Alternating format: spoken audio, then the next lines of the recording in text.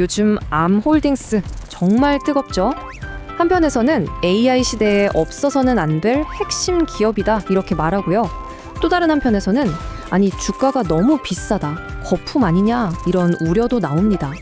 오늘 이 시간에는 바로 이 강세론과 약세론의 핵심 근거들을 하나씩 아주 제대로 파헤쳐 보겠습니다. 자, 그래서 오늘 저희가 뭘 할 거냐면요. 먼저 암이 도대체 뭐 하는 회사인지 그 본질부터 알아볼 거고요. 그 다음엔 왜 투자자들이 이렇게 열광하는지, 또 왜 어떤 사람들은 경고의 목소리를 내는지 그 양쪽의 이야기를 모두 들어볼 겁니다. 마지막으로는 암의 미래를 뒤흔들 수 있는 변수들까지 짚어보면서 큰 그림을 완성해 보겠습니다. 자, 그럼 먼저 암이 정확히 어떤 사업을 하는 회사인지부터 확실하게 짚고 넘어가야겠죠? 암은 우리가 아는 대부분의 반도체 회사랑은 사업 방식이 완전히 다릅니다. 암의 진짜 핵심은요, 바로 이 독특한 사업 모델에 있어요. 이들은 칩을 직접 만드는 건설사가 아니고요. 칩의 설계도, 그러니까 청사진을 파는 건축가입니다. 이게 왜 중요하냐면요, 공장도 필요 없고 재고도 없이 오직 지적재산권만으로 돈을 버는 거거든요. 그러다 보니까 매출 총이익률이 무려 97.6%. 와, 정말 경이로운 숫자죠. 자, 그럼 이제 투자자들이 왜 이렇게 암에 열광하는지 그 강세론의 핵심을 한번 들여다보겠습니다. 암의 주가를 끌어올리는 이 강력한 힘이 도대체 어디서 나오는지 말이죠. 모든 건 바로 이 숫자에서 시작합니다. 12억 4천만 달러. 시장의 예상을 그냥 훌쩍 뛰어넘는 전년 대비 26%라는 기록적인 매출 성장.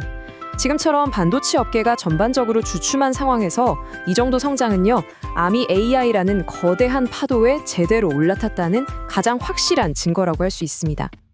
그럼 이 돈을 어디서 버느냐? 보면요, 수익의 대부분은 이미 시장에 깔린 수십억 개의 칩에서 나오는 로열티입니다. 그런데 여기서 진짜 주목해야 할 부분은 바로 데이터 센터 부문이에요.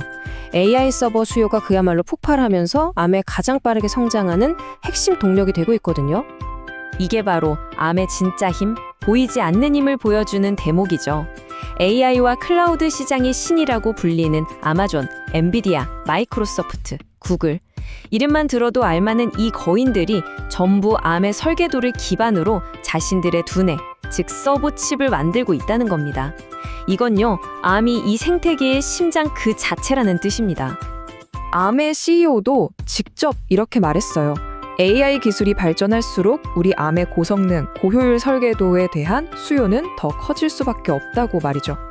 한마디로 AI 붐이 지속되는 한 암의 성장도 계속될 거라는 자신감의 표현입니다. 네, 여기까지 들어보면 정말 완벽한 성장 스토리 같죠? 그런데 바로 이 지점에서 약세론, 그러니까 반대 의견이 고개를 듭니다. 모든 것은 단 하나의 아주 중요한 질문에서 시작되죠. 성장하는 건 알겠는데 그래서 지금 이 가격이 과연 합리적인 가격이냐 이거죠. 회의론자들이 제기하는 가장 핵심적인 질문입니다. 약세론자들이 가장 먼저 꺼내드는 카드가 바로 이겁니다. 주가 수익 비율 PE가 무려 134배, 동종업계 평균이 한 40배 정도 되는데 3배가 넘습니다. 이건 사실상 암의 미래에 대해 거의 완벽에 가까운 성장을 기대하고 있다는 뜻이거든요. 만약 조금이라도 기대에 미치지 못하면 주가가 크게 흔들릴 수 있다는 위험 신호이기도 합니다. 그런데 여기서 끝이 아니에요. 더 깊이 들어가 보면 좀 이상한 점이 보입니다. 매출은 막 20% 넘게 폭발적으로 성장하는데 왜 정작 손에 쥐는 이익은 한 자릿수 성장에 그치는 걸까요? 돈은 잘 버는데 남는 게 별로 없다는 거잖아요. 그 돈이 다 어디로 가는 걸까요? 범인은 바로 연구개발, R&D 비용이었습니다.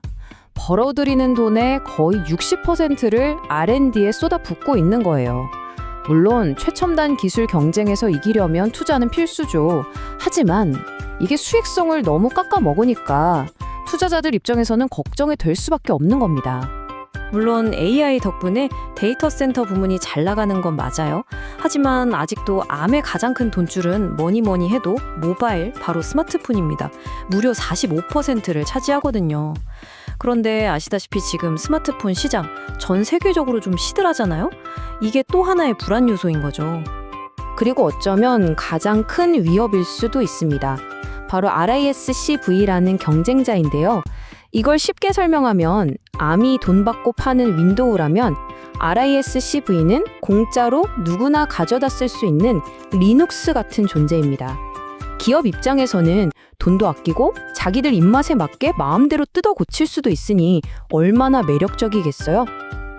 에이, 그래도 암이 꽉 잡고 있는데 괜찮지 않겠어? 라고 생각하실 수도 있는데 이 숫자를 보세요. 25%. RISC-V가 벌써 전 세계 시장의 4분의 1을 차지하고 있습니다. 이건 더 이상 틈새 시장의 경쟁자가 아니라 아주 강력한 대항마로 성장했다는 뜻이죠. 자, 그런데 이런 기본적인 내용 말고도 암의 미래를 뒤흔들 수 있는 아주 큰 변수, 일종의 와일드 카드가 2개나 더 있습니다. 첫 번째는 바로 최대 주주, 소프트뱅크입니다. 지분을 거의 90% 가까이 가지고 있는데요. 이게 왜 문제냐면 최근에 이 주식을 담보로 어마어마한 돈을 빌렸어요. 만약에 암 주가가 떨어지기라도 하면 어떻게 될까요? 소프트뱅크는 빌린 돈을 갚기 위해 가지고 있던 주식을 시장에 대량으로 내다 팔아야 할지도 모릅니다. 시장에 갑자기 엄청난 매물이 쏟아져 나오는 거죠. 생각만 해도 아찔하죠? 그리고 또 하나의 큰 변화가 있어요.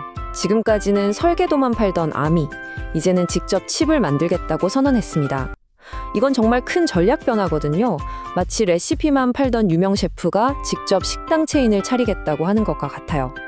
물론 잘 되면 대박이겠지만 막대한 투자도 필요하고 무엇보다 기존의 레시피를 사가던 고객들, 그러니까 애플이나 퀄컴 같은 회사들과는 경쟁 관계가 될 수도 있는 아주 위험한 선택입니다. 자, 그럼 지금까지 나온 이야기들을 한번 정리해 볼까요? 암을 둘러싼 이 팽팽한 줄다리기의 핵심은 과연 뭘까요? 정리해보면 이렇습니다. 강세론, 즉 좋게 보는 쪽은 AI 시대의 심장이라는 점, 기록적인 매출 성장을 그 근거로 듭니다. 모든 빅테크 기업들이 암을 쓴다는 것도 엄청난 장점이죠. 반면에 약세론, 즉 걱정하는 쪽은 역시나 너무 비싼 주가, 134배라는 PE를 지적하고요. 돈 버는 거에 비해 R&D 비용이 너무 많이 나간다는 점, 그리고 RISC-V라는 강력한 경쟁자의 등장도 부담스럽다고 보고 있습니다. 결국 마지막 질문은 이거 하나로 모아집니다. 지금 한창인 이 AI 골드러시에서 암은 금을 캐는데 꼭 필요한 청사진을 파는 현명한 장사꾼일까요? 아니면 그 청사진 자체가 너무 비싼 거품에 쌓여 있는 걸까요? 이 질문에 대한 답이 암의 미래를 결정하게 될 겁니다.